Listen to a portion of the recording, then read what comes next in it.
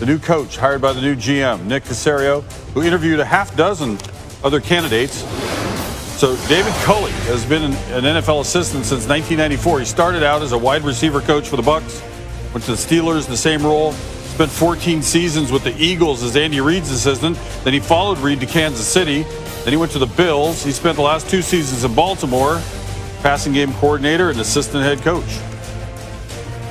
Adam Schefter on board to tell us what's what. Adam, we said that there were a whole bunch of candidates that were looked at for this position. How did David Culley win the job? Amazing story here, Kenny, because here's an assistant who's been in the NFL since 1994, who's never held a coordinator job. And if you would have said there's going to be someone from Baltimore staff to emerge to get a head coaching job, you would have thought Greg Roman, Wink Martindale. You would not have thought David Culley. But the Texans were looking for somebody who was a CEO, who was a leader. I don't think they were concerned about the X's and O's as much, the coaching per se. They wanted somebody to lead this organization, which has been rudderless lately, forward. And they identified David Culley as the man to do it. And he fills the last of the head coaching openings in this hiring cycle, and obviously becomes the first black head coach to be hired during this cycle as well. Deshaun Watson has expressed his discontent down there. Is this going to change his mind, or do you still think he wants out? Depends on who you ask, right? The Houston Texans would tell you, I'm sure, that one of the things that appealed to them about David Culley was that they felt that he might be able to get an audience with Deshaun Watson and change his mind. I don't know that that's going to be the case. I'm highly skeptical that whoever they hired would have been able to change Deshaun Watson's mind. I don't think that will happen. I have been told that it wouldn't matter who they hired as head coach. I don't think David Culley will make a difference, but the Houston Texans are going to put every energy they have into making sure that Deshaun Watson is lured back to Houston, though, again, a lot of people are skeptical that will happen. Coach Bieniemy over at Kansas City has the short-term consolation that he's in another Super Bowl, but he gets passed over 7 different times. Why did that happen? Well, again, we could come up with any number of excuses, right? People have said, oh, he doesn't interview well. I don't believe that one. They can say that he had some blemishes on his record from college. Big deal. Many people did. Again, there are so many things they could come up against Eric Bieniemy with. The fact of the matter is, I think there's been a problem in hiring minorities in the NFL at the head coaching position. And maybe Eric Bieniemy is partly a victim of that. Whatever you want to call it, here's a man who has led an organization, who's a leader of men, who's respected by his players, who's endorsed by his players, and who continues to be passed up. It's got to be very upsetting because he is absolutely deserving of a head coaching job. Adam Schefter, thanks for the knowledge. We'll see you next time. Enjoy the Super Bowl. Thank you, Kenny. So all 7 spots that were open are now filled. David Culley finishing that job, moving to the Texans head coach. All 7 coaches are first-time permanent NFL head coaches. Dan Campbell, the only one on this list, who was an interim head coach. He was 5-7 with the Dolphins back in. Hey, LeBron, what you see is the primary reason that Philly was able to build the double-digit leads, sort of, once a quarter almost, that you guys had to kind of dig your way out of? It was a game of rust for them. The first quarter was we put them to the free throw line way too much. I believe they had 12 free throw attempts at the end of the first quarter, something like that. And B probably may have like 8 of those, and allowed them to get their defense set. Neutralized us being able to get stops to get out on the break. So we had to do a better job of that. But I thought, listen, besides that, we held them to 21 points in the second, 26 and 26, and and gave ourselves an opportunity to win at the end, and it didn't go our way. But I loved our fight. But you got to do a better job with the, keeping our hands out of the cookie jar, especially with a guy like Embiid who has, heart and like, magic as far as the swipe moves and things of that nature. Up until that final run there, the shots weren't going down. That's happened a couple times on this trip. Have you seen anything different, or is it sort of make-miss in the way that you guys are getting shots and then converting from the perimeter? I think we got some great looks. We play the same way every game. It's not like we change our approach, and our shooters kind of struggle tonight, obviously. We need, to open up the perimeter a lot more, but we got some great shots. Didn't make. Well, Hey, LeBron, that closing lineup you guys had tonight, a lot of teams, even dating back to last postseason, has struggled when you and AD are with three other perimeter players. Do you feel like that lineup they had tonight is a little bit of a ace in the hole that you guys have to really match up well with anybody? Well, it's always good to know that you can go down the stretch and go to AD at the 5 and me at kind of like that point forward, and then surround us with guards and shooters and defenders if need be.